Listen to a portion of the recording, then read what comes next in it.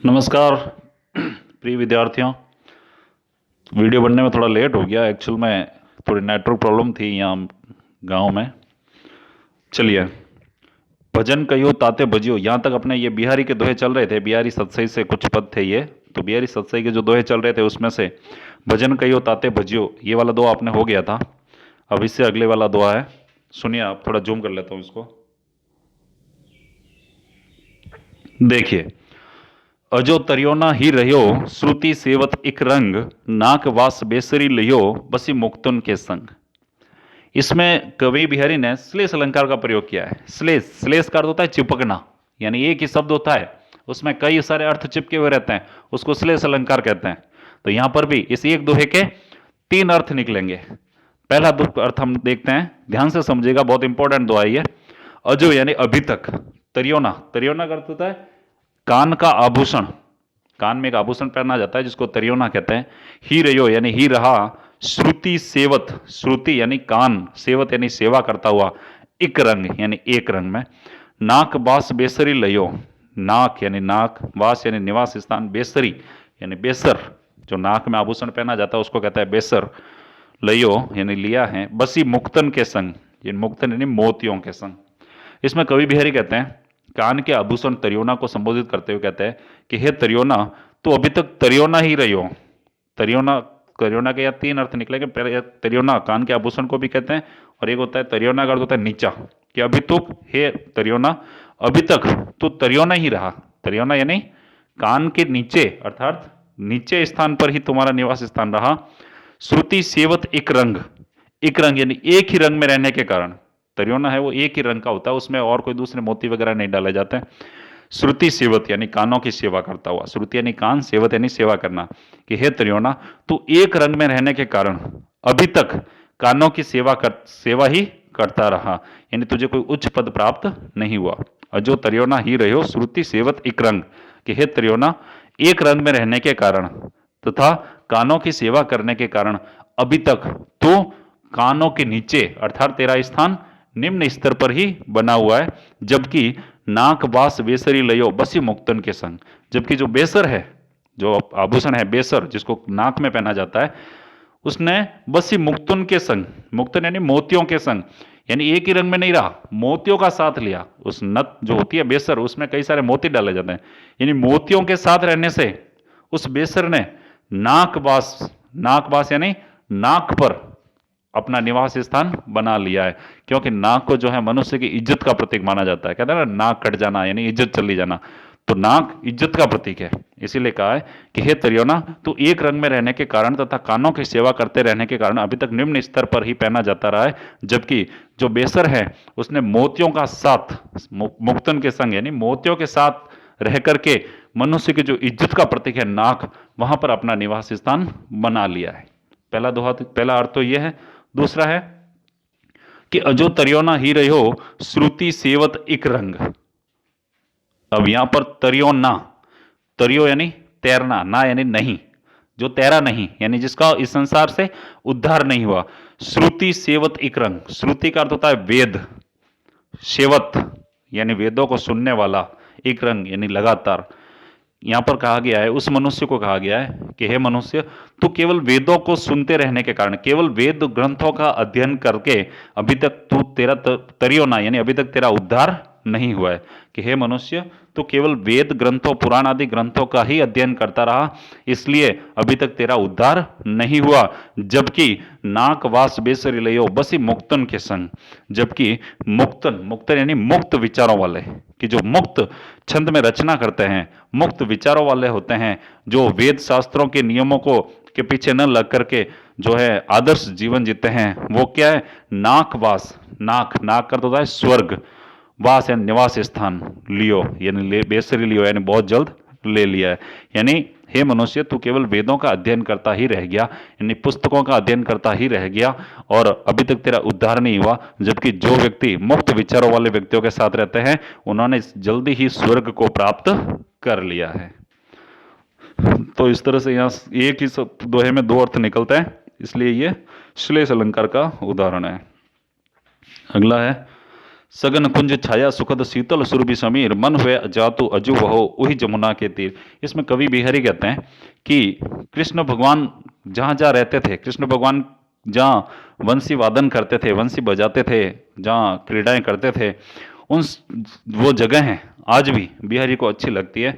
तो बिहारी उन जगहों का वर्णन करते हुए कहता है कि सगन कुंज, सगन यानी गहरी, कुंज यानी जंगल या बगीचे के गहरे जो बाग बगीचे हैं, छाया सुखद, और वहां पर क्या है, सुख देने वाली छाया है, शीतल यानी ठंडी, सुरभि यानी सुगंधित, समीर यानी हवा, और ठंडी और सुगंधित हवा चलती है, मन हुए यानी मन हो जाता है, जातु अजो वह यानी आज भी वहां जाने का मन हो जाता है। कहाँ? वही जमुना के तीर, के उसी यमुना नदी के किनारे। अर्थात कवि बिहारी कहते हैं कि मेरा आज भी उसी यमुना नदी के किनारे जाने का मन हो जाता है जहां पर गहरे कुंज यानी बाग बगीचे हैं, सुख देने वाली छाया है और सुगंधित और ठंडी हवा बहती है। अगला है सोहत ओडे पीत पटु श्याम सलोने गात मनो नील मणि सैल पर आतप हरियो प्रभात। इसमें मनो आ गया, मनो मानो जनो जानो ऐसे शब्द आते हैं, उत्प्रेक्षा अलंकार का होता है। तो यहाँ पर उत्प्रेक्षा अलंकार का प्रयोग हुआ है कि सोहत, सोहत यानी शोभा देता है या अच्छा लगता है, ओढ़े यानी ओढ़ा हुआ, पीत यानी पीला, पटु यानी वस्त्र, श्याम यानी कृष्ण भगवान, सलोने यानी सांवले, गात यानी शरीर के अंग, कि भगवान श्री कृष्ण ने जो अपने सांवले शरीर के अंग हैं उन पर जो ओढ़े पीतपट यानी जो पीला वस्त्र ओढ़ रखा है, भगवान श्री कृष्ण ने अपने सांवले शरीर पर जो पीला वस्त्र ओढ़ रखा है वो ऐसा लग रहा है मानो नीलमणि शैल पर, मानो नीले रंग का कोई पर्वत है उस पर आतप परियो प्रभात, आतप यानी आकर के, परियो यानी पड़ गया है, प्रभात यानी सुबह का सवेरा, यानी सुबह के समय सूर्य की जो पीली किरणें हैं वो आकर किसी नीले रंग के पर्वत पर पड़ गई हो। यहाँ पर भगवान श्री कृष्ण का जो रंग रूप शरीर है उसको नीले रंग का पर्वत बता दिया और उनके ऊपर जो पीला वस्त्र ओढ़ा हुआ है उसको सूर्य की सुबह की किरणें बता दी। तो सोहत ओढ़े पीतपट श्याम सलोने गात मानो नीलमणि सैल पर अतब प्रियो प्रभात, कि भगवान श्री कृष्ण ने सांवले शरीर पर जो पीला वस्त्र ओढ़ रखा है वो इतना सुंदर लग रहा है मानो नीले रंग के पर्वत पर सुबह के समय प्रभात आकर पड़ गया हो, प्रभात यानी सुबह के समय सूर्य की किरणें आकर पड़ गई हो। उत्प्रेक्षा अलंकार है इसमें। अगला है यही आस अटक्यो रहतो अली गुलाब के मूल हुए है फेरी बसंत ऋतु इन डारनो वे फूल। इसमें कवि ने बताया है कि कुछ लोग ऐसे होते हैं जो जब उनके पास सब कुछ धन संपत्ति होती है और फिर कभी कभार ऐसी विपत्ति आ जाए कि सारा धन चला जाए, वो एकदम गरीब बन जाए, तो वो लोग क्या करते हैं, वापस इसी आशा में अटके हुए रहते हैं कि बस फिर से वैसे दिन आएंगे, फिर से मेरे पास पैसा आएगा और मैं इस संसार की जो है सांसारिक चीजों से भोग विलास में रत रहूंगा। अर्थात तो वो क्या करते हैं, उन दिनों का इंतजार करते हैं कि वापस वे दिन आएंगे कि जब मेरे पास पैसा होगा और मैं फिर से धनवान बनूंगा।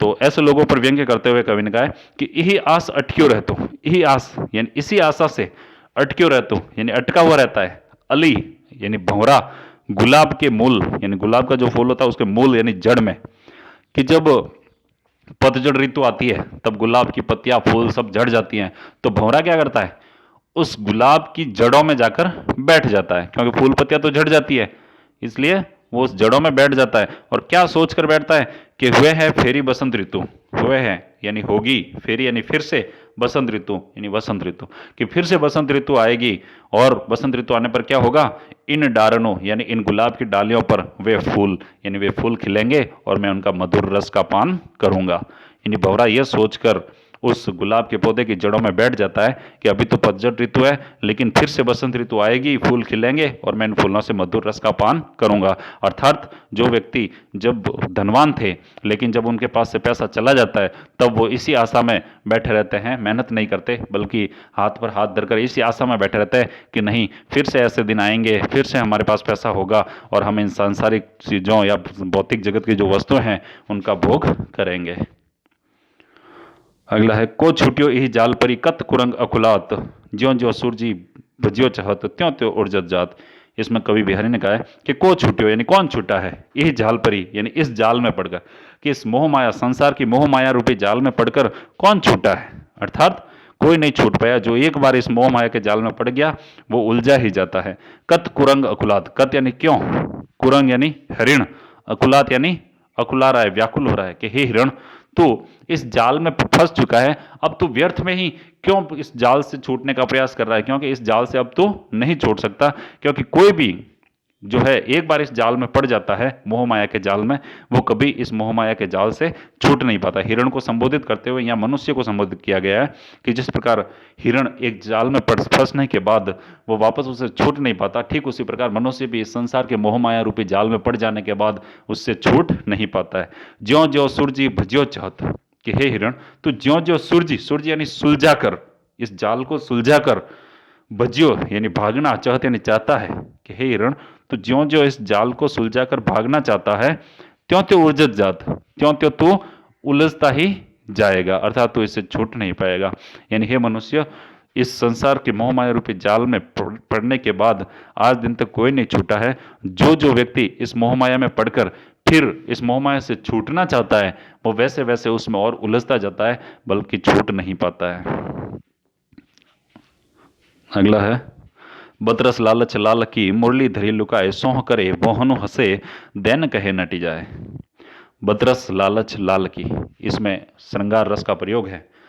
जो गोपियां हैं वो कृष्ण भगवान की मुरली यानी वंश जो बांसुरी होती है वो छुपा देती है। गोपियां जो है वो कृष्ण की बातों के रस की लालची है, वो चाहती है कि कृष्ण उनसे बातें करें, इसलिए वो क्या करती है, बतरस यानी बातों रूपी रस की, बतरस यानी बातों रूपी रस की, लालच यानी लालची, लाल की यानी कृष्ण की, कि कृष्ण की बातों रूपी रस की लालची जो गोपियां हैं वो क्या करती है, मुरली धरी लुकाए, यानी भगवान श्री कृष्ण की बातों रूपी रस की लालची जो गोपियां हैं वो भगवान श्री कृष्ण की मुरली यानी बांसुरी जो होती है उसको छुपा देती है।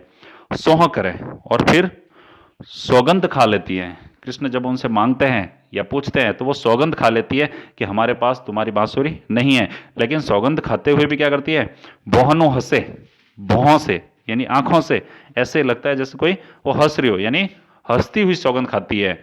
तो कृष्ण को जो है विश्वास हो जाता है कि ये हंस रही है, इसलिए इसका मतलब बांसुरी इन्होंने ही छुपाई है। और देन कहे, भगवान श्री कृष्ण कहते हैं कि हमें मुझे मेरी बांसुरी दे दीजिए, यानी देने के लिए कहते हैं तो नट जाए, यानी गोपियां मना कर देती है। अगला है, नाची अचानक ही उठे बिनु पावस बन मोर, जानती हो नंदित करी यदिसी नंद किशोर। इसमें भ्रांतिमान अलंकार का प्रयोग हुआ है कि नाची अचानक ही उठे, नाची यानी नाचने, अचानक ही उठे यानी अचानक नाचने लग गए, बिनु पावस, बिनु यानी बिना, पावस यानी वर्षा ऋतु, वन यानी जंगल, मोर यानी मोर, कि बिना वर्षा ऋतु के ही जो मोर हैं वो क्या करते हैं, जंगल में अचानक ही नाचने लग गए। मोर कब नाचते हैं, जब वर्षा ऋतु आती है, जबकि बिना वर्षा ऋतु के ही मोर अचानक नाचने लग गए। जानती हो यानी वो ऐसे उन्होंने ऐसा जाना, मोरों ने, जानती हो यानी ऐसे उन्होंने ऐसा ब्रह्मवश ऐसा जान लिया। आनंदित करी, नंदित यानी आनंदित करी, यह दिशा यानी इस दिशा को, नंद किशोर, नंद किशोर यानी भगवान श्री कृष्ण की, भगवान मोरों ने भगवान श्री कृष्ण को घनश्याम कहा जाता है। घन यानी बादल, श्याम यानी काले, यानी जब काले बादल आते हैं तब मोर नाच उठते हैं, और जबकि वहां पर घनश्याम, घनश्याम यानी भगवान श्री कृष्ण थे, लेकिन मोरों ने उनको घनश्याम यानी बादल समझ लिया और वो नाचने लग गए। तो नाची अचानक ही उठे बिनु पावस मन मोर, जानत हो आनंदित करी यदिसी नंद किशोर, यानी बिना वर्षा ऋतु के ही मोर अचानक नाचने उठ गए, क्योंकि उन्होंने सोचा कि भगवान श्री कृष्ण ने इस दिशा को आनंदित कर दिया है, यानी उनको लगा कि घनश्याम यानी काले बादल ही आ गए होंगे।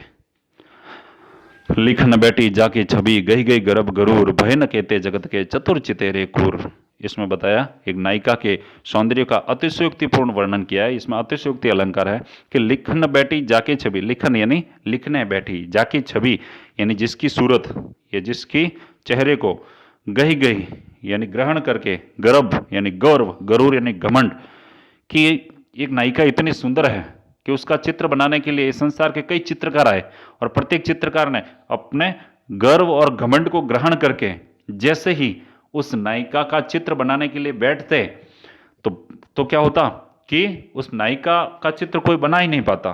क्यों? क्योंकि उस नायिका इतनी सुंदर थी कि उसका सुंदर जो सौंदर्य है वो पल पल परिवर्तित हो रहा था।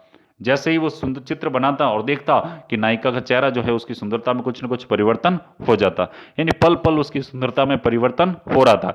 इसलिए कितने ही घमंडी और गर्व करने वाले जो चित्रकार थे वो भी उस नायिका के जो है चेहरे का चित्र नहीं बना सके। तो लिखन बैठी जाके छवि गही गई गर्भ गरूर, कि गर्व और घमंड को ग्रहण करके जो उस नायिका के चेहरे का चित्र बनाने के लिए बैठे, भय न केते जगत के, यानी संसार के न जाने कितने ही चतुर चितेरे, क्रूर, चतुर यानी होशियार या चतुर, चितेर यानी चित्रकार, क्रूर, क्रूर यानी क्रूर अर्थात करोड़ों, यानी करोड़ों जो चित्रकार थे वो जो इस नायिका का चित्र बनाने के लिए आए थे, उन्होंने गर्व और घमंड के साथ जैसे ही नायिका के सौंदर्य का चित्र बनाने के लिए बैठे तो वो उनका चित्र बनाने में असफल हो गए, क्योंकि नायिका का सौंदर्य तो पल पल परिवर्तित हो रहा था, वो एक पल भी स्थिर नहीं था कि उसका चित्र बना दिया जाए, यानी नायिका के सुंदर चेहरे का कोई चित्र नहीं बना सका। तो यहाँ पर नायिका का जो सौंदर्य है उसका बढ़ा चढ़ाकर वर्णन किया गया है, यानी अतिशयोक्तिपूर्ण अलंकार